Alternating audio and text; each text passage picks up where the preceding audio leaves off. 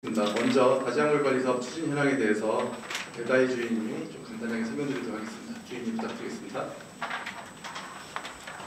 안녕하십니까. 공사본부 다지약물관리사업 병원관리 담당자 배다희 주인이라고 합니다.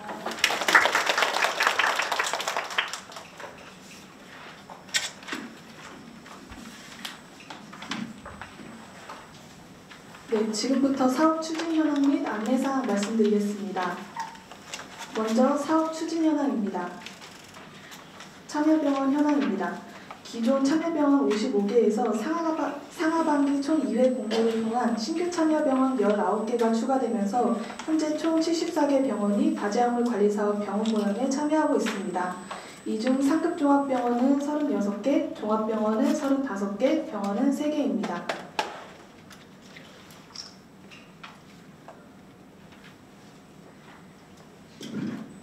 24년도와 비교한 서비스 제공 실적입니다. 11월 5일자 1차 서비스 기준으로 이태원 모형 4,168명, 외래는 427명으로 총 4,595명에게 서비스 제공으로 전년 동기 대비 52% 증가하였습니다.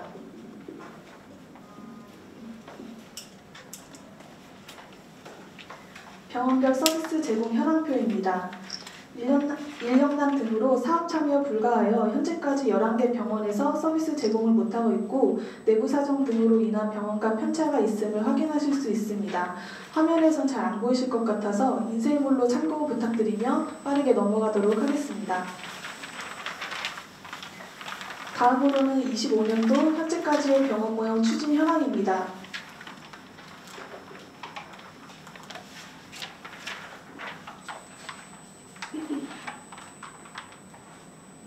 공모를 통한 신규 참여병원 선정 후 3월, 7월 총 2회 비대면으로 오리엔테이션 교육을 개최하였습니다. 3월부터 4월까지는 기존 병원 내 참여 의료진 대상으로 전산 권한 정비를 실시하였습니다. 4, 5월 중에는 참여자 제공 물품, 홍보물, 업무 매뉴얼과 같이 병원 모형 물품을 제작하고 배부해 드렸습니다.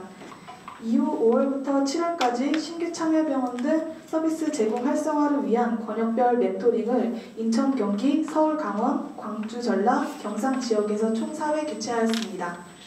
멘토병원은 인천 성모, 서울 아산, 조선대, 부산대 병원이 참여해 주셨고 멘티병원으로는 신규 병원과 기존 병원 각각 11개씩 총 22개 병원에서 참여하여 주셨습니다. 하반기에는 모니터링 자문위원을 위촉하여 신규 참여병원, 신규 참여약사 등에서 입력한 상담 기록을 총 6회 동안 875건의 모니터링을 수행하였습니다.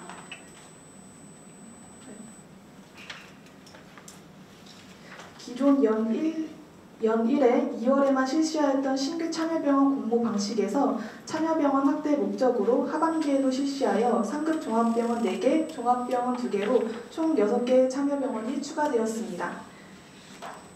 9월부터 진행 중인 건으로 노인 양료 분야 의학 전문가로부터 자문을 받은 후 현재 공단 노인주의 의약품 목록에 노인주의 성분 등 추가로 업데이트할 예정입니다.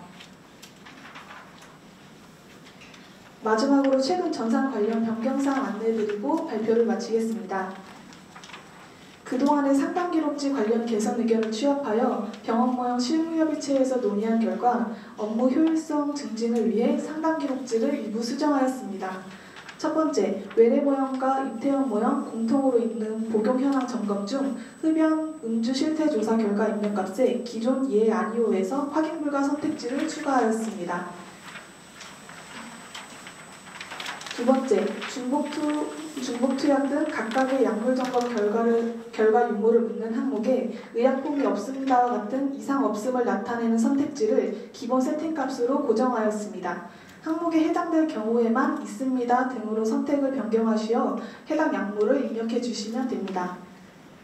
세 번째, 약물 점검 주제별 하단에 있던 의견 종합 기재란 명칭을 비고로 변경하고 기본적으로 비활성화되어 있어 필요한 경우에만 체크 시 입력란을 활성화하여 입력하도록 개선하였습니다. 네 번째, 주로 마지막에 위치한 기타 의견 또는 의견종합 기재란 명칭을 통합적으로 작성하실 수 있도록 종합의견으로 변경하였습니다. 5번째, 해당 변경된 모든 내용은 상담 기록지 서식 출력 시에도 반영 표출되도록 하였습니다. 마지막으로 외래 모형 3차에 해당하는 처방 조정 결과 입력 화면을 개선하였습니다. 기존 처방 조정 의약품이 있습니다 선택 시 나오던 붉은색 문구에 의견 전달 포함이라는 확장된 의미의 문구를 추가하고 항시 표출되도록 변경하였습니다. 3차는 처방 조정이 이루어지지 않더라도 중재 필요한 약물이 있으면 입력 가능하기 때문에 의약품이 있습니다만 선택 가능하도록 고정해 두었습니다. 중재 필요한 약물이 없을 경우에는 3차를 생략하고 2차에서 중간 종결 또는 4차로 넘어가시면 되겠습니다. 또한 해당 약물에 대한 처방 조정 결과를 입력할 때 환자 교육은 2차에서 종결하므로 조정 여부에서 환자 교육만 수행 선택지는 삭제되었습니다.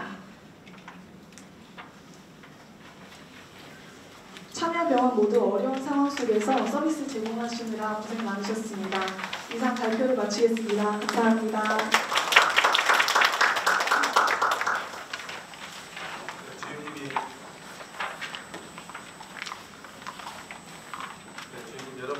발표를 하느라 좀 긴장한 것 같습니다. 그래도 잘 발표해 주신 우리 주임님께 다시 한번 큰 박수 부탁드리겠습니다.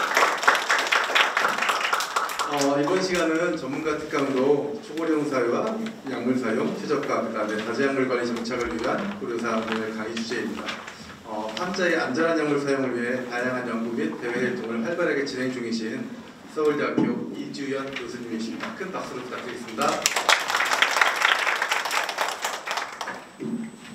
네, 안녕하세요. 만나뵙게 돼서 반갑습니다. 저는 워낙에 모르시는 분도 계시기는 할 것 같은데 병원 약사였기 때문에 저는 항상 병원 약사가 제 친정이기는 합니다. 근데 이제 시집간 지가 좀 돼서 이제 벌써 시간이 많이 지나가가지고요. 한 13년 정도는 학교에 있었던 것 같은데 그러다 보니까 이제 오히려 지금은 제가 이렇게 강의를 하면 지역약 약사님 대상의 강의가 훨씬 많은 것 같아요. 하다 보면 이제 워낙 많은 강의들이 있고 병원 약사 선생님들은 이제 워낙 이 안에서 튼튼하게 잘 학술적인 내용은 하기 때문에 제가 그런 걸 받쳐드릴 필요가 이제 별로 없어졌고 그래서 이제 노인양요에서 잠깐 하는 거 말고는 없어졌고 그래서 오늘 사실은 강의를 의뢰해 주셨을 때 주제를 딱히 주시지 않으셔서 제가 굉장히 고민을 했습니다. 뭐를 해야 하는가, 뭐를 하는 게 여러분한테 도움이 될까. 실질적인 지역약국에서는 저는 이론을 많이 가르쳐드리고 딱 뭐뭘 하면 좋겠습니다. 어떤 중재를 하실 때 근거가 뭐고 이런 얘기를 많이 한다고 하면 실제 병원 약사 선생님들은 그거는 오히려 필요가 없을 것 같고 우리가 이걸 하는 걸 어떻게 더 확장시킬 수 있을까 이걸 같이 고민하는 자리로 저도 이걸 이제 고민하면서 또 만들면서 고민하고 이렇게 그 얘기를 같이 좀 해보려고 하는 게 오늘의 제 강의 주제입니다. 그래서 이게 맞게 됐는지 그래서 오시는 분들이 어떤 기대를 하고 오셨는지 잘 모르겠지만 그 얘기를 같이 한번 고민하는 자리를 만들어 보도록 하려고 합니다. 순서를 하려고 하고요. 많이 들어보신 내용이긴 합니다. 근데 제가 이제 어디 가서 할 때 약간 앞에 항상 붙이는 거긴 한데 이제 우리가 왜 이런 일을 필요로 하는가를 남한테 설명해야겠더라고요. 우리끼리 얘기를 많이 하고 저도 실제 약사 대상의 강의를 많이 하고 이런 일반인 대상의 뭐를 별로 안 해봤어요. 근데 올해 제가 이상하게 일반인 대상으로 해볼 기회가 있었어요. 학교에서 생활과학대 최고 경영자 과정 이런 데서 초대를 해주셔서 그때도 정말 오랫동안 고민하고 제가 그 했던 내용을 잠깐 여기다 소개할 건데 해보니까 우리가 이걸 왜 필요한지 일반인 대상으로 홍보하는 게 되게 필요하겠다라는 생각을 했습니다. 그래서 그런 측면에서 우리도 좀 무장을 해야 되는 거죠. 이게 왜 필요한지 누가 물어보면 계속 찌르면 말할 수 있는 그런 상황이 돼야 될 것 같아서 조금 정리를 해보는 거긴 합니다. 일단 초고령 사례인 건 다 아실 것 같고 2024년 12월에 우리가 초고령 사회를 도달했고 그게 이제 65세 이상이 20% 이상일 때 초고령이 되는 그렇게 도달했고 일본은 그게 30몇 프로라고 지난번에 제가 들은 것 같아요. 지금 현재 65세 이상이 30몇 프로고 이제 우리나라가 워낙 빠른 속도로 가니까 앞으로 더 할 건데 이건 누가 뭐라고 해도 이게 중요하지 않다고 말하는 사람은 없을 것 같기는 합니다. 그래서 이제 의료비가 증가가 되고 있고 그렇게 되면서 이제 다제약물 사용이 증가되고 부적절 약물 사용도 그에 따라 증가되는 양상인데 이거는 이제 동의하지 않는 사람은 많습니다. 제가 노인병학회인가 어디 노인병 아니고 대한노인의학회인가 거기서 부적절 약물 사용 뭐 이런 얘기는 부적절한 게 어디냐부터 이제 의사들은 반발은 여전히 있습니다. 있어서 이게 불필요한 이런 말도 맞지 않다라고 생각하는 사람도 있고 이거는 정말 생각이 굉장히 다른 것 같은데 아무튼 저희가 볼 때는 부적절한 약물 사용 분명히 증가하고 있다라는 생각이 들고 그에 따라서 약물 이상 사례나 또 하나 우리가 약간 간과하지 말아야 될 게 자꾸 다제만 신경을 쓰다 보면 많은 약을 어떻게 줄일까만 신경을 쓰는데 필요한 약을 안 먹어서 생기는 그 문제가 사실은 더 클 수 있어서 항상 같이 가야 되는 게 이제 복약 불이행의 위험도 다제이기 때문에 또 생기는 것도 있거든요. 이 중에 뭐가 중요한지 몰라서 필수적인 걸 안 먹게 되는 수가 있는 거거든요. 그래서 이제 그런 거. 그 다음에 이제 제가 연구하는 포커스 중에 하나가 이제 약물 관련된 위해가 얼마나 있는지 그 중에 예방 가능한 게 얼마나 있는지 이걸 보려고 하는 연구를 합니다. 이건 제가 왜 시작을 했었냐면 실질적으로는 우리가 왜 이걸 하는 의사들이 그렇거든요. 요거 하나 바꾼다고 뭐 크게 차이가 있어요? 이런 얘기도 해요. 우리가 파머티딘 쓰던 거 쓰지 말라, PPI 쓰던 거 쓰지 말라 하는데 그 임팩트가 얼마나 클 것인가에 대해서 항상 도전을 받죠. 저희가 이제 그렇게까지 약사들이 막 열심히 우리 굉장히 꼼꼼하기 때문에 저도 그렇고 다 여러 가지를 하는데 의사가 보는 측면에서 그게 큰 질환에서 어떤 문제가 있냐 없냐를 얘기를 그러니까 별 의미가 없다고 얘기할 수도 있는 거거든요. 그러려면 우리나라에서 약물과 관련된 위해는 정말 어느 정도 되느냐를 우리가 알고 얘기를 해야 왜냐면 자기 환자만 볼 때는 큰 데이터를 말하지 않으면 모르는 거거든요. 보통 이제 의사들이 처방을 잘못해서 문제가 생겼을 때 그 의사한테 가지 않아요. 다른 데를 가요. 그렇기 때문에 이 의사는 그런 경험이 없어요. 내가 잘못된 처방에서 어떤 문제가 생겼는지는 오히려 경험이 없고 한 큰 병원에 갔을 때 응급실에 갔던 사람이 오히려 그걸 느끼는지 그거를 우리도 잘 응급실에 많이 약사들이 있지 않기 때문에 그런 거를 많이 발굴하지 어떻게 보면 못한다 이런 생각인데요. 어쨌든 그런 거를 우리가 규모를 좀 파악하는 게 필요하겠다라고 이제 생각을 했고 그랬을 때 근데 이제 이미 외국에선 그 데이터가 있으니까 결국 이제 메디케이션 세이프티랑 그다음에 요즘에 이제 지속 가능한이라는 용어가 있는데 이런 보건의료에서 의료비가 많이 갔을 때 어디까지 저희가 보험료를 감당할 것인가라고 생각해 보면 분명히 코스트를 낮춰야 되는 과정이 있고 이런 코스트를 낮출 때 예방 가능한 약물 위해를 줄이면 이 코스트가 같이 줄어들 거기 때문에 우리가 이런 일을 하는 건 매우 필요한 일이다. 그래서 이제 약물 사용 최적화라는 말을 저는 좀 좋아하는데 이게 안 해도 될 수도 있지만 이걸 최적화를 해놔야 전체적인 사회적으로 생기는 그런 집단에서 생기는 위해가 줄어들 수 있고 비용을 줄일 수 있다라고 생각을 합니다. 그래서 이거는 다 아는 얘기라 그냥 넘어가긴 할 건데요. 이게 이제 오른쪽에 제가 이제 그 아까 일반인 대상의 강의를 하면서 붙여놨던 거고 이건 실제로 저희 연구실에서 저희는 이제 이런 걸 실행하는 걸 지역약국에 어떻게 좀 해보려고 지역약국에 이제 약사님들이 환자를 등록해 주시고 저희 방에서 제가 사실 직접 상담도 했고 근데 이런 걸 만들 수가 없잖아요. 사실 약 목록을 만들어 주는 게 되게 중요한데 만들 시간이 없으시잖아요. 그건 이제 대학원생들 그러니까 뒤에서 백업을 해가면서 이걸 했을 때 했던 그 환자 먹고 있는 약의 목록입니다. 꽤 사실 많은 약인데 이렇게 많이 먹고 있는 게 많고 일반 의약품에 건강기능식품에 효능군이 중복되는 것들을 다 하는 이런 상황이다라는 것 정도를 이제 계속 우리가 저보다 아마 여러분들 훨씬 경험이 많겠지만 그렇게 되는 것 같고 이런 그 5개 이상 75세 이상 5개 이상을 만성적으로 복용하는 그 75세 이상이 뭐 거의 70% 65%에서 70% 정도 달하고 잠재적 부적절 약물이라고 하는 건 여기서 이제 PIM이라는 걸 아시니까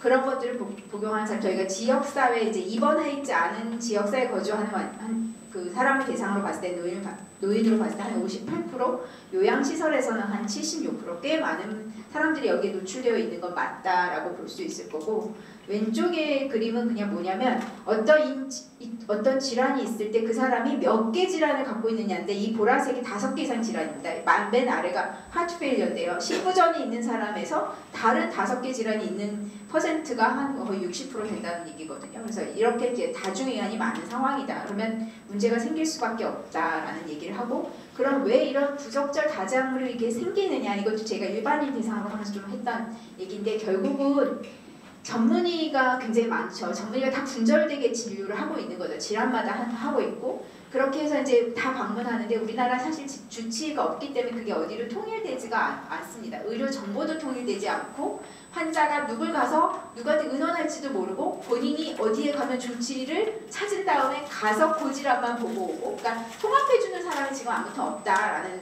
상황인 거고, 그러다 보니까 정보가 연결되지 않아서 서로 처방도 모르니까 중복이 된다. 뭐 여러분들 잘 아시고, 그 다음에 이제 사실은 의사와 의사 간의 소통이 잘 안 되기 때문에 또 의사들이 남의 처방을 못 건드리는 말을 공공연하게 하고 있습니다. 이거를 그러니까 다재약물 관리를 의사가 할 것인가 약사가 할 것인가 이런 고민들을 많이 하는데, 실제 의사는 의사가 간에 서로도 못한다는 얘기를 합니다. 그래서 그것도 저는 맞다고 생각합니다. 직역이 달라야 할 수 있는 거고, 독립적인 그런 직역이어야 할 수 있는 거. 뭐 이런 거가 사실 우리가 해야 되는 이유다라는 얘기를 하는 거고, 그다음에 이제 그러면 병원은 막 다르더라도 약국은 좀 단골이라도 하면 그 약국에서 그 정보가 쌓이니까 어쨌든 개인 환자에 대한 걸 좀 해줄 수 있을 텐데, 우리가 약간 문전약국 위주의 조제를 하잖아요. 더군다나 큰 병을 갖고 있는 사람 그렇게 하다 보니까 거기 그 단골이 안 생기는 거죠. 다 다른. 그래서 저는 단골 약국이라도 좀 어떻게 추진을 해보시면 어떨까 이런 생각도 하는데, 아무튼 그런 거에서 또 약국 간에도 정보가 단절되니까 환자가 그냥 안고 있는 많은 약을 안고 있고 환자가 스스로 해결해야 되는 게 우리나라 상황이고, 근데 좀 우리나라를 보면 약을 이렇게 한 포로 조제해 주니까 환자가 자기 약을 구조적으로 몰라요. 요 옆에는 이제 미국 쪽이 이렇게 주는데, 제가 미국을 연수를 잠깐 갔었는데 놀랬던 건, 거기에 제가 갔던 데가 시립병원 같은 데였어요. 그러니까 약간 못 사는 사람들이 오는 데였어요. 네, 물론 약사주도의 클리닉이긴 했지만 환자들하고 약 이름으로 대화를 할 수가 있어요. 무슨 약을 먹는지를 알고, 하다못해 그게 스트렝스, 그러니까 함량이 얼마인지도 알아요. 왜냐면 이런 약병이 항상 써 있는 거예요. 약 이름이 그 위에 써 있으니까.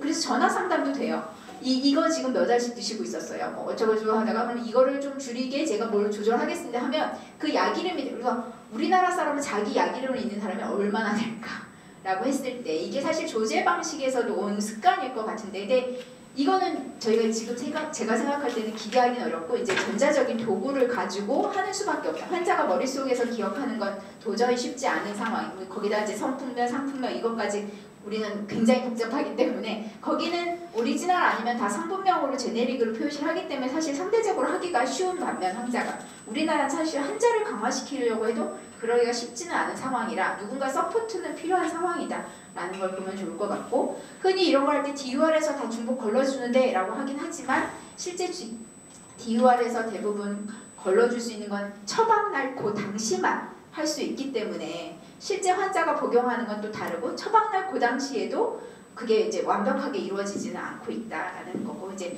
결국 의사, 약사, 환자가 다 연계가 안 되는 시스템이다라고 생각해서 결국 별도의 관리는 필요하다라고 생각을 하게 됐고요. 이건 이제 다 아는 얘기인데, 약물 관련된 다제 약물을 썼을 때 부정적인 결과가 뭐냐 했을 때 drug related problem, 실제 환자한테 위해가 갔다라는 것까지는 얘기할 수 없는 그야말로 문제인 잠재적인 문제, 위해가 되는 거고요. 그 다음에 이제 위험, 이 아래 거는 그게 환자한테 어떤 해가 돼서 나타나는 일단 화암에 대한 것들의 카테고리가 되겠습니다. 그래서 이 문제랑 실제 위해가 나타나는 건 조금 다르지만 이런 것들이 다 나타날 수 있다. 뭐 이거는 안 보셨으니까 그냥 설명 안 드려도 알 것 같아서 넘어가겠습니다.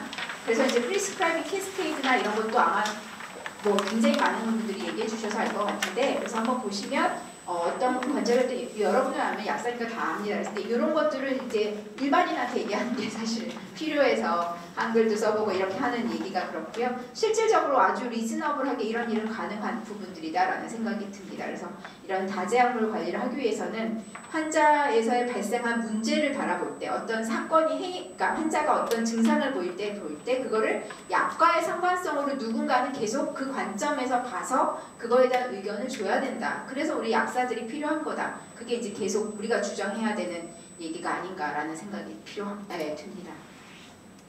그래서 이제 복약 분리행을 자꾸 이제 저도 놓칠 것 같아서 한 번 더 그걸 이제 강조한 건데, 실질적으로 보면 한 50% 정도가 만성적인 약을 복용하고 있는 사람의 50% 정도가 제대로 올바르게 복용하지 않는다라는 데이터들이 있고, 이걸로 인한 손실이 외국에선 데이터가 있는데 아직은 우리나라는 이런 복약 이행을 잘 못해서 생기는 손실까지 추계하는 거는 자료는 없는 것 같습니다. 제가 이제 또 여유가 만약 생기면 이쪽을 한번 파서 공부를 해보려고 하는데, 어쨌든 그런 외국에서 이렇게 나온 데이터에 따르면 복약 분리행 때문에 이제 미국에서는 약 2,900억 달러의 추가 의료비가 발생한다. 그리고 제가 일반인 대상으로 이걸 설명할 때는 고혈압 약 믿지 마라, 끊어라, 이런 책들도 있잖아요. 고혈압 약을 나는 약 치료를 하는데 이런 거에 현혹되지 말라고 하면서 이제 이런 얘기를 조금 했었고요. 실제 심혈관 질환이 있는 사람도 50% 정도는 처방대로 약을 먹지 못한다. 그래서 이것도 우리가 반드시 살펴야 할 그럴 부분이다. 그리고 요걸 잘 복용하지 않으면 예방 가능한 위해를 초래한다. 심근경색이나 이런 게 아무래도 생기는데 이게 약을 안 먹어서 그렇다는 걸 그 순간에는 아무도 판단하지 않는 거예요. 그래서 모를 뿐이지만 실제적으로 이 원인이 기여를 했다는 건데 그걸 누구도 이렇게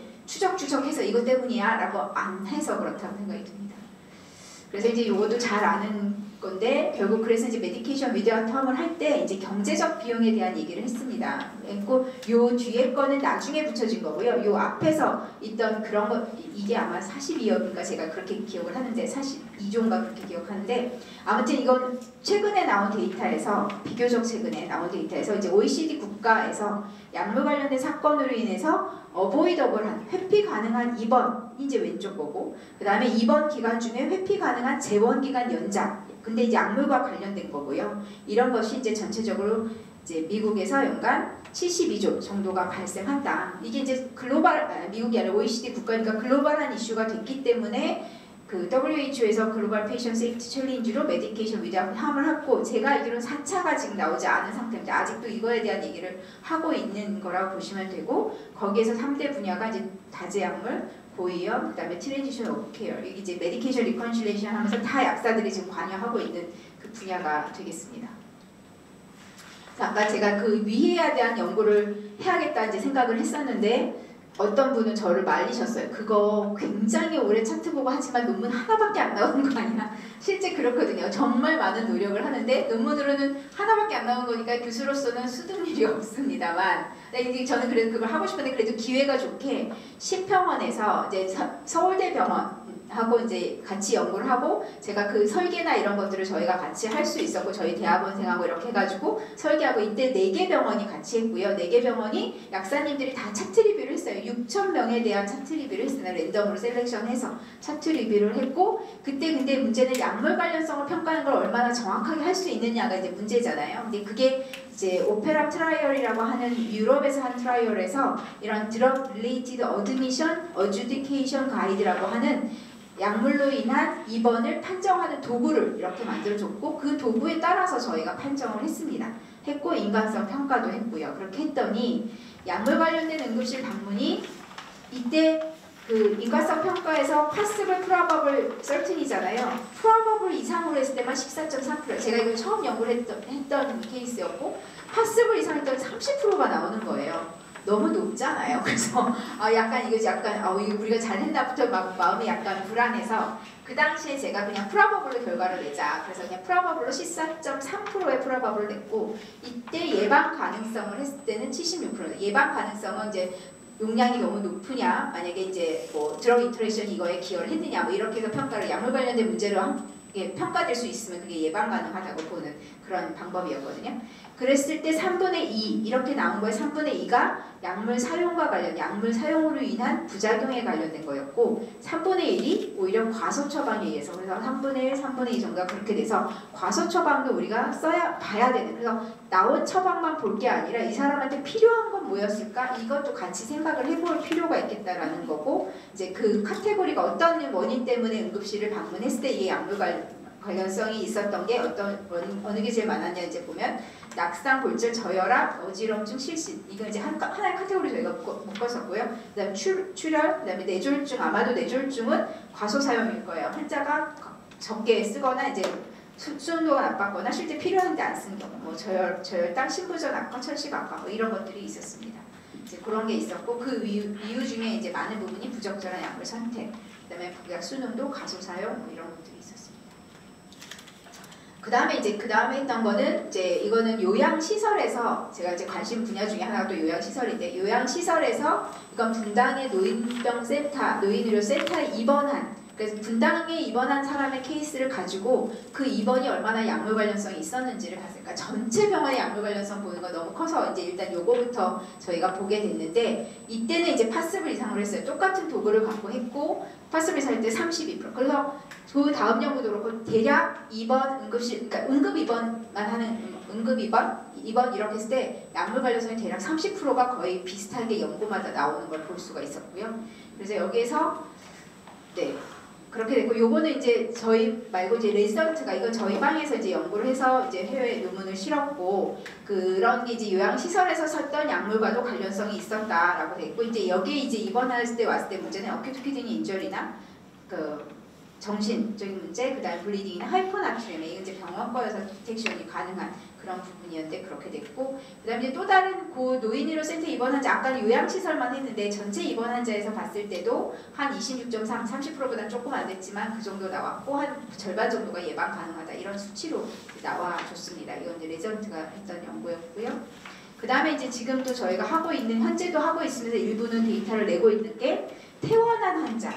퇴원한 환자가 사실은 우리가 병원 약사니까 우리가 잘 컨트롤해주면 재입원을 막아야 되는 거거든요. 아까 그 응급으로 입원하는 걸 지역에서 잘 케어해야 응급으로 오지 않는 거고, 저희가 잘 케어하면 재입원을 막아야 되는 거거든요. 그래서 이제 퇴원한 환자가 응급 재입원했을 때 그게 약물 관련성이 얼마나 되는가. 근데 이제 서울대병원 데이터인데요. 서울대병원에서 응급 재입원 하는율이 낮아요. 6.3% 이 정도밖에 안 되더라고요. 그러니까 외국은 사실은 퇴원한 환자 30일 이내 재입원 한 20% 이렇게도 얘기하는데 우리나라는 낮은 편이고, 어쩌면 우리나라 전체가 낮은 게 아니라 서울대병원 워낙 문턱이 높아서 입원할 수가 없어서 그럴 수도 있을 거예요. 이게 지역에 있는 분들은 그쪽 응급실을 가지 여기까지 와서 가기가 어려워서 그럴 수도 있을 것 같은데, 어쨌든 그건 낮지만 그거의 30% 정도는 또 약물 관련성이었어요. 그래서 그 정도의 수치로 있구나. 그래서 이제 이런 걸 우리가 어떻게 줄여내느냐, 이런 게 이제 저희가 다재약물 관리가 필요한 이유다라고 생각을 하게 됐습니다. 출판했고, 지금 저희는 더 크게 규모를 벌려갔고요. 4개 년도에 퇴원 후 90일 이내 이런 약물 관련 위해가 얼마나 되는지를 그냥 에피데미올로지만 보는 게 아니라 그걸로 예측 모델 만드는 작업을 하고 있습니다. 굉장히 여러 사람이 붙어서 학생들이 고생을 좀 하고 있습니다. 차트 리뷰를 다 해야 되니까요. 그래서 이제 그게 굉장히 큰 작업인데 어쨌든 하고 있고요. 그 다음 쪽으로 이제 넘어가 보면, 그럼 이런 다재약물 관리를 해야 되는데 과거에 어떤 노력들을 해오고 있느냐, 이랬을 때 이제 4M에 대해서도 이제 많이 알려진 얘기인 것 같고, 그러니까 노인 연령 친화적인 의료 시스템에서는 이 4M을 기본으로 해서 의료 시스템을 만들어 적용해야 된다라는 거고, What matters 하면 이제 환자의 전반적인 상황, 환경 이런 거고, 멘테이션, 뭐 치매, 우울, 선망들의 이제 정신적인 거, 그다음 메디케이션, 모빌리티, 그다음에 이제 딱 맞는 얘기인데 여기 이제 메디케이션 하나 들어갔다. 그다음 또 하나는 멘테이션이나 모빌리티도 다 약물과 관련되어 있는 거죠. 저희가 약을 잘못 쓰면 이런 모빌리티, 낙상이나 이런 이비가 또 관련될 수 있고, 그래서 가장 기본이 되는 영역이다. 그래서 우리가 약물 관리는 굉장히 중요한 요소여야 되는데 그렇게까지 우리가 중요성을 두고 있는가, 전체 의료에서 이제 이런 얘기를 하고 싶었고요. 그런 이런 노력을 하고 있고, 이게 이제 그 WHO에서 그런 메디케이션 위드아웃 텀이 나오면서 거기서 테크니컬 리포트를 한 거고요. 그러니까 이제 유럽에서 폴리파마시 매니지먼트 바이 2030 해가지고 이런 심파시 모델이라고 유럽의 여러 국가들이 다양한 모델을 적용해보는 거예요. 다약제를 관리하기, 약사가 하는 모델도 있고 의사가 하는 모델도 있고 뭐 다양한 모델해서 이제 어떤 게 좋은지 케이스 리포트들을 하는 그런 것들을 하고 있고요. 근데 이제 여기에서도 보면 이걸 이제 가만 보면 약사를 이런 관리하는, 약사가 혼자서는 할 수 없는데 약사가 반드시 포함되어야 한다라는 것들은 계속 얘기를 하고 있습니다. 그래서 다학제 팀에 약사가 관여하는 게 필요하다라는 거고, 이런 노인 다재약물 관리를 얘기하면서 나온 개념이 이제 디프리스크라이빙이라는 개념이 나왔다는 걸 아마 잘 알고 계실 건데, 이제 여기서 중요하게 강조해야 될 부분은 그냥 약을 중단한다가 아니고, 이게 이제 의사나 이게 의료진이랑 환자랑 상의해 가면서 이 약을 적절하게 잘 줄여가는 과정 자체를 디프리스크라이빙이라고 얘기하지, 이걸 그냥 환자가 그만두든 내가 그냥 처방만 중단해도 되는 게 아니라는 거죠. 그래서 그 개념이 새로 들어왔다라는 게 이제 이런 다재약물 관리 때문에 들어왔고, 지금 여기는 매저 어웨어라고 보니까 저도 이제 찾다 보니까 호주 같은 데서는 이걸 엄청 홍보하려고 디프리스크라이빙 개념을 일반인한테 홍보하는 이런 것들을 많이 하더라고요. 그래서 이런 걸 디프리스크라이빙은 그냥 중단을 그냥 하는 게 아니고, 환자가 복용한 약부터 파악하고 적절성을 평가하고 표준화된 도구가 있어야 되고, 환자 중심 의사결정을 해야 되고, 전문가 협력이 필요한 그런 어려운 일이다 실제로는. 그렇게 볼 수 있을 것 같고 뭐 이런 해외 노력은 다 아실 것 같고 이제 뭐 일본에서는 이렇게 협력 모델 그다음에 이제 의료기관하고 약국과의 협력 모델도 있고 약국이 이제 단골 약국을 중심을 잡아서 하는데 이 단골 약국 같은 경우에는 거기서 환자가 다 단골로 지정을 한다고 합니다. 그게 사실 약국이 아니고 약사를 지정한다고 합니다. 그러면 그 약사에게서 조제받거나 그러면 그 약사는 사실 그 환자의 질문을 받아줘야 되는 거예요. 사실 주치 약사 같은 그런 건데 그러면 이제 그거에 대한 수가 그 약국에서 조제했던 이런 수가를 더 주는 걸로 저는 알고 있어요. 거기에 인센티브를 환자도 이렇게 지정해서 했을 때 인센티브를 주고 그래서 뭐 지금 의사에게 주치의를 해줄 수 있으면 그것도 가능한데 만약 없으면 약사를 이렇게 활용하는 것도 국가적으로는 좀 더 저렴한 돈으로 할 수 있는 그래서 공단 같은 경우에는 이제 의료비를 줄이는 게 아마 큰 이슈이실 것 같고 그럴 때 약사를 잘 활용하시면 좋을 것 같고 다른 나라에서도 이런 걸 약사를 활용해서 하고 있더라 정도 보고 넘어가겠습니다. 그래서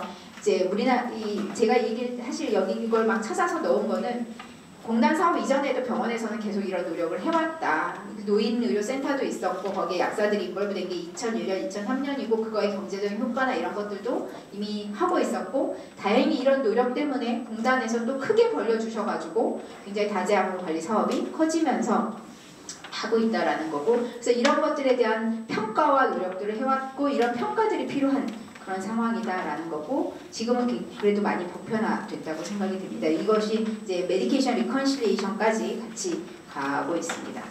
그렇게 되고 공단에서 사업을 하고 있고 지자체 사업도 하고 있고 개별 의료기관 노인의료센터에서도 하고 있고 이제 약물관리이건 요양시설에 대한 서비스 저는 이제 지역약국에 대한 이런 서비스를 해보려고 나름 노력을 하고 있습니다.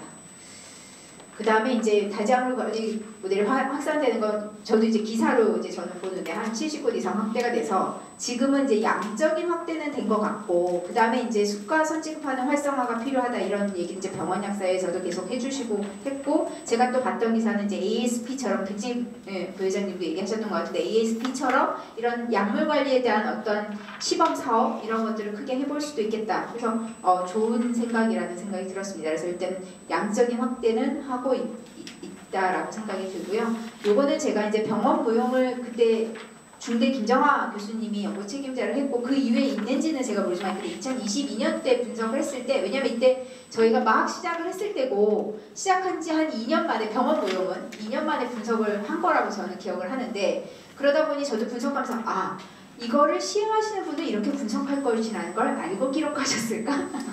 실제 모르고 기록하셨을 거예요. 그렇지만 이 기록이 결국은 나중에 분석을 하고 효과평가를 해서 결과가 나올 거거든요. 그래서 그때 그 얘기를 한번 해드리고 싶었던 적이 있었어요. 이게 결국 내가 기록하는 게 결국은 나중에 누가 하든 나중에 분석을 하게 되고 그거로 효과평가를 하게 되는 거구나. 그럼 나는 어떻게 기록을 해야 할지 실제 뭘 내가 중재해야 될지도 이제 생각을 해봐야 되는 측면이다라는 생각이 듭니다. 그러니까 아웃컴이 뭔지를 염두에 두고 해야 된다라는 생각을 저는 하거든요. 우리가 이 사람이 동의한다고 양적 확대일 때는 그것도 분명히 필요해요. 양적 확대일 때는 많은 사람을 해보면서 약사도 경험, 환자도 경험 다 필요하고 이게 한 단계 더 나아갈 때는 그 다음에 조금 더 중재 효과가 있는 사람하고 중재를 해야 된다라는 것들을 얘기하고 싶었고 그래서 그때는 이제 35% 정도가 중재예요. 이거에 대해서 얘기가 굉장히 많았어요. 그러니까 약사가 이 사업에 그래서 환자를 만났을 때 그걸 이제 하나씩 건수를 기록하잖아요. 거기서 실제 조정의 의견을 냈던 것 자체가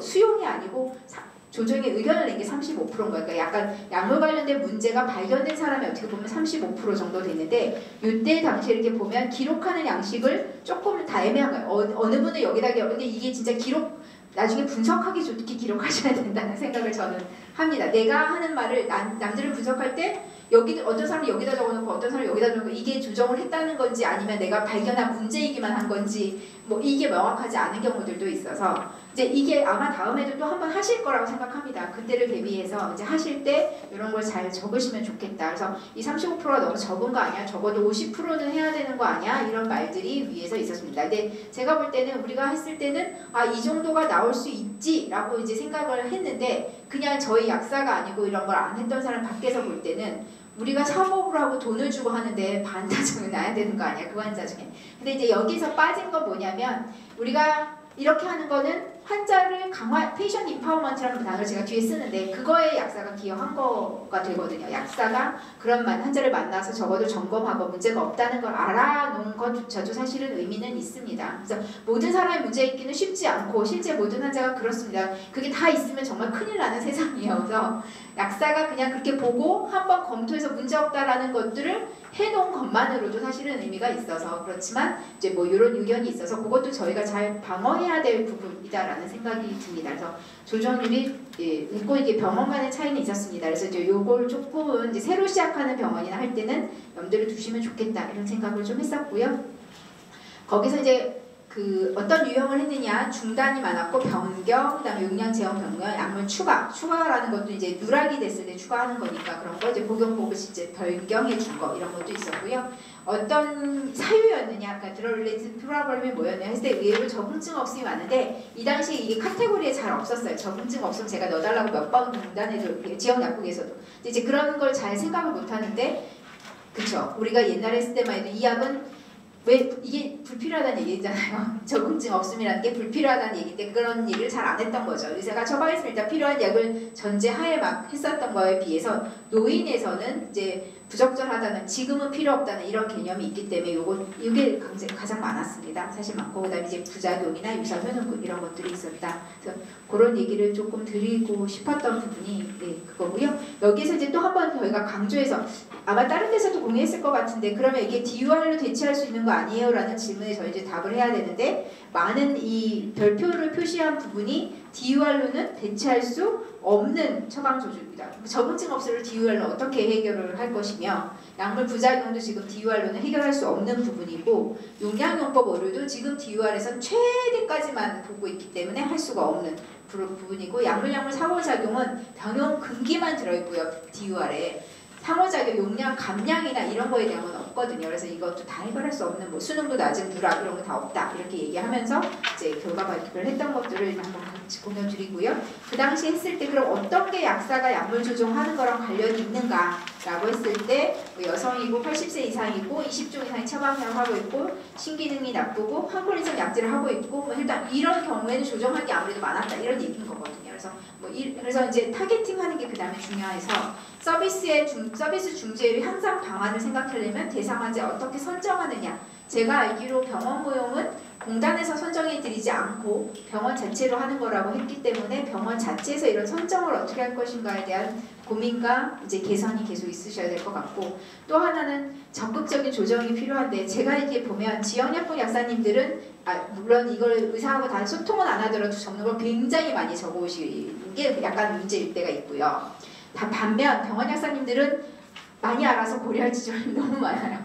그러다 보니까 쉽게 적극적인 조정을 못해. 이 의사 성향도 있고 이제 이렇게 쓸 때도 있고 더 알아서 사실 적극적이지 못할 때가 있으신 것 같더라고요. 저희 지금 대학원생들도 이제 약물 그 병동 약사들이랑 같이 하거든요. 그런데 제가 이제 가끔 이렇게 들어요. 자세히는 모니터링을 못 하는데 그럼 이제 대학원생들은 워낙 이제 졸업한 지 얼마 안 되니까 여기 왕성하잖아요. 이런 것도 해도 될 것 같은데 약사님들은 오히려 그 정도는 안 해도 돼. 이렇게 간다는 얘기를 해요. 근데 아마 약사님들 상태가 그럴 거라는 생각이 들어요.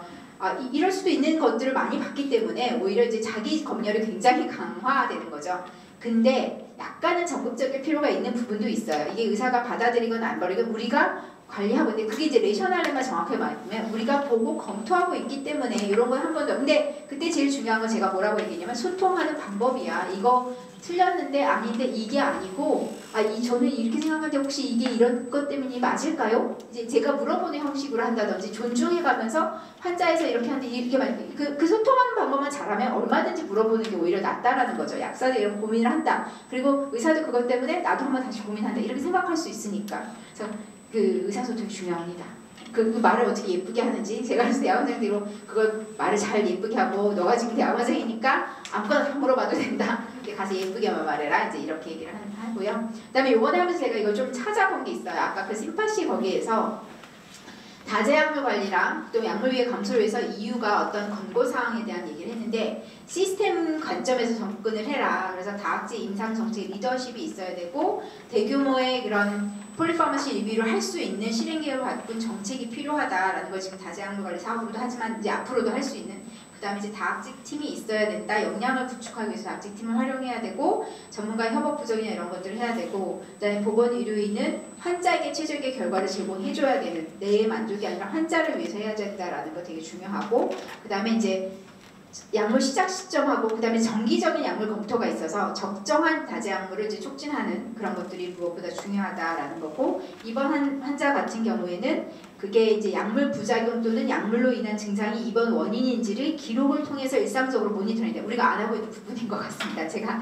그 아까 약물과 관련된 응급실 방문 입원 이런 거를 연구로 할 때는 아무래도 후양적이라서 한계가 많은데 실질적으로 이런 것들을 모니터링해서 얼마나 약물 관련성이 많은지를 평가하고 기록하는 것들이 필요하다는 이런 얘기를 하더라고요. 그래서 약물 위해가 입원 원인인지 사례를 포착 기록하는 모니터링 체계가 구축해야 된다 이런 말들을 해서 아 우리도 이런 걸 조금 생각해봐야 되는구나 라는 게 있고 이런 걸 통해서 사실은 개선을 보고 피드백을 해서 이제 학습이 이루어져서 아 이런 것 때문에 많이 응급실 오는구나 우리가 그럼 뭘 좀 더 환자한테도 가르쳐야 되고 뭘 조심해야 되지 이걸 거꾸로 갈 수 있어서 그렇고 처방의 안전과 질, 퀄리티를 우선하는 문화가 조성이 된다. 그래서 안전 문화가 있어야 사실 가능한 거고 이게 뭐 엄청 뭐 암을 치료하게 되는데 약간 사소한 그 다작물 관련 부작용한 게 뭐하지 이렇게 접근하면 아무것도 안 되고요. 약간 전체적인 퀄리티 높은 케어를 우리나라가 제공할 때 그러니까 사실은 우리나라의 저는 수준하고도 그래서 우리나라의 자존심을 갖고 해야 약물 관리가 이루어지는 거구나. 우리는 이 정도는 해줄 수 있는 나라다라는 걸 보여주는 게 다제약물 관리가 아닐까라는 생각을 했고요.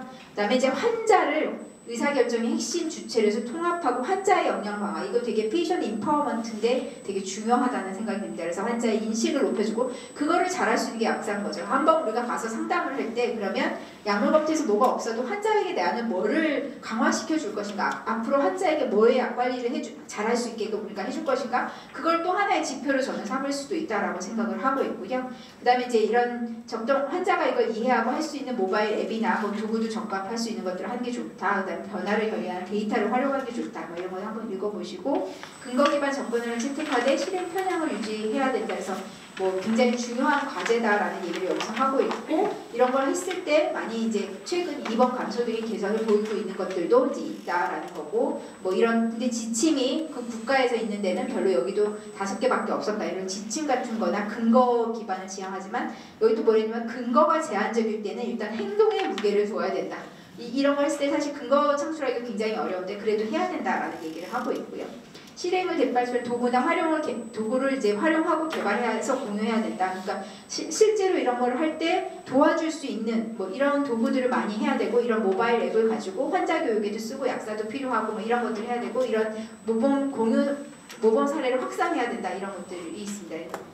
뒤에 되시면 한번 보시면 좋을 것 같고 그래서 어떤 걸 하면 좋을까 했을 때 첫 번째는 시행 확산 지금은 잘 되고 있다고 저는 생각이 되고 아까 앞에서 말했듯이 그냥 효율을 증가시켜야 되고 그래서 이제 중재율 향상 방안을 각 병원이 고려를 좀 해봐야 될 것 같고 그러려면 대상자 선정과 중재가 필요하고 성과 지표가 사실 또 필요한 부분이 있습니다. 그래야 이제 이걸 모니터링하고 뭐 ASP처럼 뭔가 시범 사업하려면 성과 지표라는 게 만들어져야 되고 그게 뭐여야 되나 이제 요거를 같이 고민을 해서 제가 한 것이 대상자 선정 어떻게 할 것인가 어렵습니다. 예측 모델을 개발하는 게 저희 반에서 하고 있는 연구거든요. 이런 예측 모델을 개발해보겠다 나름 고민을 하고 있습니다.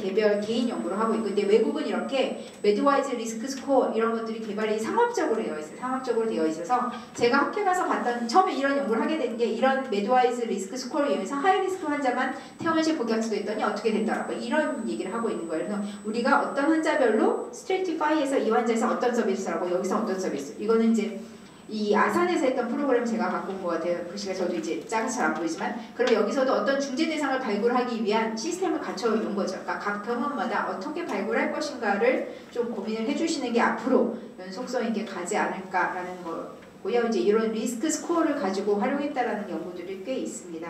그런 거고 그 다음에 이제 디지털 헬스 기술을 적용해서 우리가 이제 의사를 서포트하는 많은 디지털 헬스케어가 많습니다. 많고 그런 업체도 굉장히 많고 한데 약사를 서포트하는 그런 시스템은 잘 없어서 이걸 저희가 이제 파마시 디시전 서포트 시스템이라고 붙여서 뭔가 이런 걸 활성화하면 좋겠다라고 생각하지만 생각보다 쉽지는 않고요. 어쨌든 이제 그런 거에 대한 리뷰 툴이라는 게 온라인에서 검토돼서 이런 것들이 상업화돼서 나와 있고 챗GPT가 이제 워낙 잘 되니까 이제 이런 거를 효과를 해서 인상약학에서 어떻게 활용할 것인가 이거의 효율성 이런 것들이 나와 있습니다. 그래서 이런 거에 이제 고민을 하다가 실제 이제 이거 약문약답 파이라고 하는 회사가 있는데 약문약답은 제가 알기로는 제가 어디서 들어봤던 회사냐면 노원구의 그 부작용 모니터링하는 그 약사님이 처음 해서 너무 이 카톡방이 많아가지고 그거를 뭐 약문약답을 해서 서로 묻고 대답하는 이런 질문을 하던 회사였습니다. 그래서 기본은 그냥 약사를 기본으로 해서 하는 회사, 약사의 뭔가를 서포트하겠다라고 생각했던 회사였고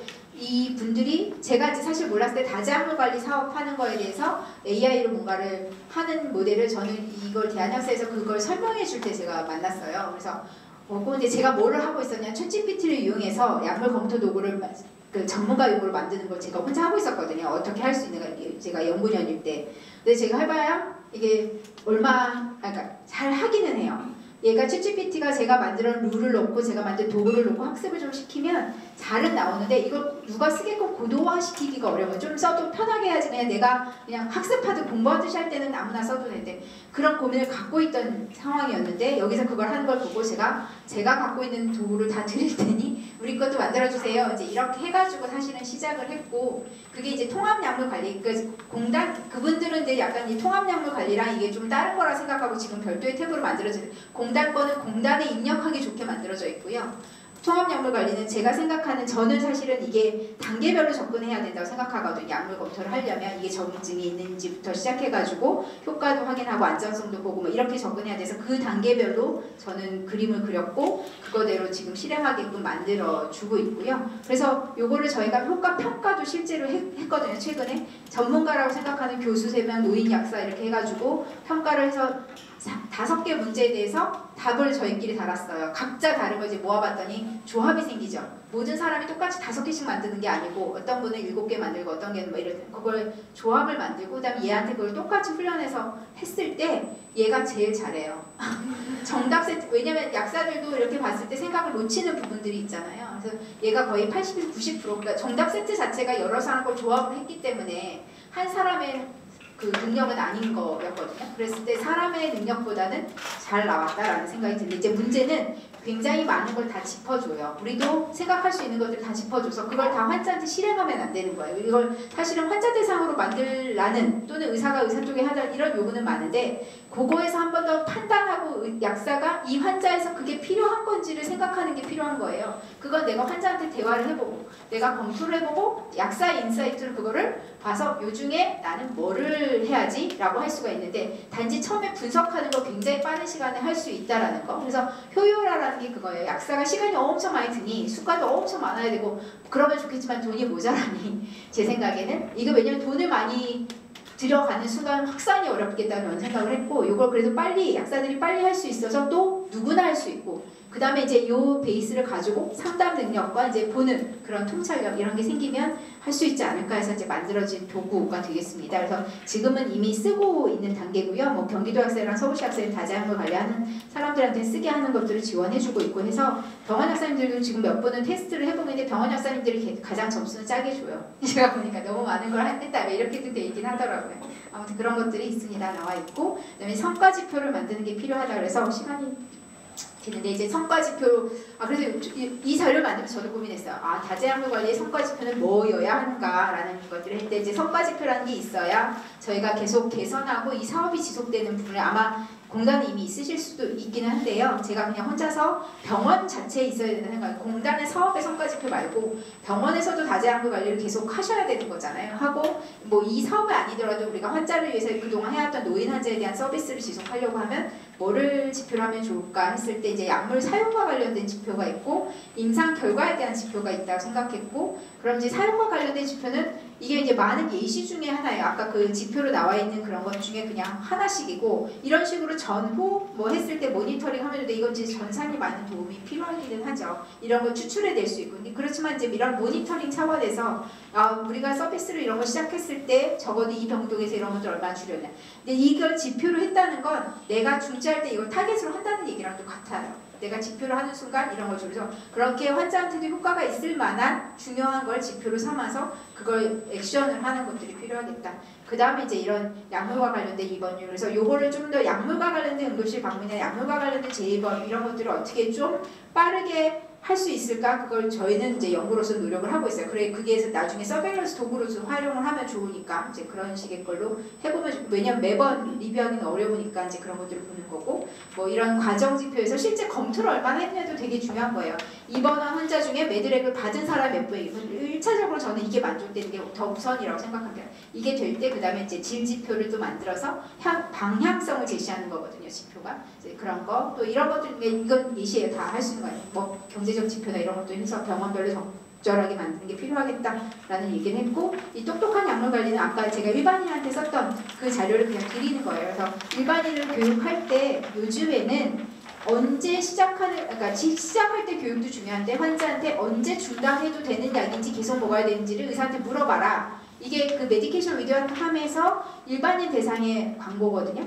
리뷰 그리고 내 약을 검토받아야 한다라는 거고 이거는 내 약을 언제 중단할지 알아야 된다. 그래서 환자한테 계속 복용해야 되느냐 일정 기간만 먹어야 되느냐 계속 부작용이 생기면 중단해. 이런 게 구분될 수 있다는 거랑 그걸 해서 의사한테 직접 물어보라는 걸 계속 하는 게 우리가 환자를 강화시켜주는 거라서 굉장히 중요하다고 생각합니다. 그래서 약 목록을 작성해야 된다는 얘기를 했고 그 다음에 이런 것들을 계속 질문을 하라고 이렇게 얘기를 했고 그래서 중단 이게 검토를 받는 게 필요하다. 중단과 감량이 필요한 건지 이런 거 가능한 건지 이런 것들을 환자에게 확인하도록 해라라는 교육을 해야 되고 그래서 이제 그런 걸 가지고 제가 이런 가이드를 나름 이거저거 조합해가지고 일반인 대상을 할 때 한번 했거든요. 그래서 이것도 한번 보시면 나중에 내가 했는데 이 사람 약물 관련된 문제는 없어 보여. 약을 처방을 조정할 건 없어 보여. 그러면 이 환자한테 내가 일반적인 가이드를 해줄 수 있어요. 진통제를 먹을 때 또는 혹시 일반약 감기약을 뭐 계속 먹고 있는지 뭐 이런 거 제가 항문성 얘기도 해줄 수 있을 것 같고 뭐 그런 얘기를 좀 환자한테 해주면 좋겠다라는 것들 때문에 이제 이런 얘기를 좀 했고요. 그 다음에 여기에서 이제 할 때 항콜선 약물의 그 위해가 어떻게 되고 어떤 것들을 실제 연구해 보니까 항콜선 약물 쓰면 치매라는 얘기를 하면 사람들은 확실히 반응이 좋아요. 그래서 이 항콜선 근데 사실 치매약 개발하는 것보다 있는 약을 잘 써서 치매를 줄이는 것도 저는 매우 중요하다고 생각해요. 이게 데이터가 이미 나와 있는데 그래서 저는 이건 캠페인 해야 된다고 생각하거든요. 지역약국 약사들도 판피린 계속 먹는 거부터 시작해가지고 가면 요양시설 가면 콜대원 뭐 이런 약 빨아먹는 그런 약들 있잖아요. 종합감기야 이거 굉장히 달고 사세요. 그냥 좋은 약이라고 생각하고 하는데 거기엔 다 항히스타민, 클로펜이랑 들어있거든요. 그런 것도 그래서 저희 데이터를 보고 외국 사람이 놀래요. 그때 미국에서 오신 그 공단에서 왜 1세대 항히스타민들이 저렇게 많이 써요? 라고 했는데 저희는 그런 특징을 갖고 그게 처방약으로도 있어서 잡힌 건데 비처방약까지 하면 훨씬 더 많을 거라는 거죠. 그런 것들에 대한 교육 이런 것들이 필요하겠다. 그래서 진통제도 이제 저희가 환자들한테 일반적으로 교육해 줄 수 있는 이거 실제 제가 사례는 약물 관련된 위에 연구를 할 때 있었던 사례예요. 그래서 실제 이런 엔제드 먹고 문제가 생겨서 오는구나 라는 그런 물론 이제 질환이 조금 있는 사람에서 톡 치니까 툭 이렇게 오는 그런 느낌이긴 한데 그렇고 이제 낙상에 관련돼서 노인은 엄청 독립성을 유지하는데 낙상이 제일 중요해요. 저도 이제 부모님 모셔보면 낙상하지 않게 해드려야 되는 게 가장 큰 숙제였거든요. 그러면 이제 이런 게 약물하고 관련이 있다라는 걸 잘하고 우리가 약을 여기서 잘 써야 환자분 낙상도 줄일 수 있다. 이런 차원에서 저희가 환자한테 거꾸로 얘기를 해줄 수 있는 부분인 것 같습니다. 그래서 그런 얘기도 할 수 있을 것 같고 그다음에 이제 불필요한 약, 소화기관 문제 이런 얘기도 뭐 이 예시를 제가 어디서 있어가지고 그걸 가지고 얘기를 했더니 그래서 어떻게 줄이기 위한 전략이 뭐냐 그래서 정기적인 약물 검토해야 줄일 수 있다라는 얘기를 이제 일반인하게 한 거고 그다음에 증상 개선했을 때 지속적인 필요한 건가 뭐 이런 예방적인 위약품도 꼭 필요한가 뭐 이런 것들을 계속 의사랑 물어보라 이제 우리는 이렇게 얘기를 했고 제가 또 최근에 들은 얘기는 K캡이 매우 비싼데 그게 1,000원이고 주약물의 클로피도그렐은 300원 정도도 안 되는데 이 부작용 예방하려고 K캡슐 너무 비싸더라 이런 얘기를 또 거꾸로 지역약국에서 들었습니다. 그래서 우리가 예방적으로 쓰는 약도 경제적 비용도 생각을 해야 되는 그런 면인데 지금 워낙 그게 광고를 많이 하니까 그래서 이런 것들을 환자한테 알려야겠구나 이제 생각을 해서